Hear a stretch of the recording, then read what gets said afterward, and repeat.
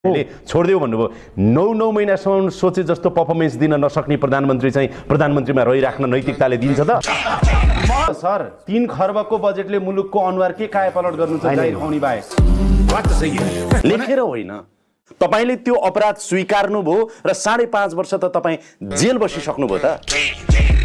जबरजस्ती झ्यालखानामा कोचिङ दिएको नागरिक हो र त्यही शक्तिको दुरुपयोग गरेर झ्यालखानाबाट बाहिर निस्किएको अर्को राजनीतिक दलको एउटा नेता पनि हो तपाई संसदको राज्य व्यवस्था र सुशासन समिति राज्य व्यवस्थाको नि खिल्ली तपाईहरुले उडाउनु भो र सुशासनको पनि खिल्ली उडाउनु भो के तपाईहरुले यो तमासा यसरी किन देखाएको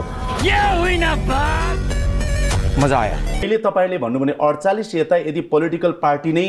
यसको जिम्मेवार हुन् र लिडरहरु नै जिम्मेवार हुन् भन्न त त्यसमा दुविधा छैन त्यसमध्ये भाग अलिकति लिँदा नेकपा एमालेले पनि अलिकति तलमाथि त लिनै पर्यो नि होइन र मन्त्री भनौ तपाई आफै म राम्रो मन्त्री होइन भन्नुहुन्छ किन त्यसो भने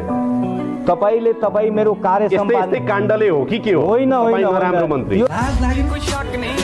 भयो अनि यो त भ्रष्टाचार सम्बन्धी म तपाईलाई एउटा कुरा भन्छु संवेदनहीनताको पराकाष्ठा होइन यसले के पाउँछ यो दुर्भाग्य हिजो तपाईहरु हुँदा पनि त के पाएको थियो र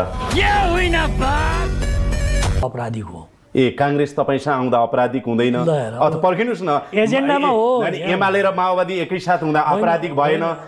राजेन्द्र लिङ्गदेन तपाईसँग आउँदा नि अपराधिक भएन उनीहरुसँगै हुँदा अपराधिक भयो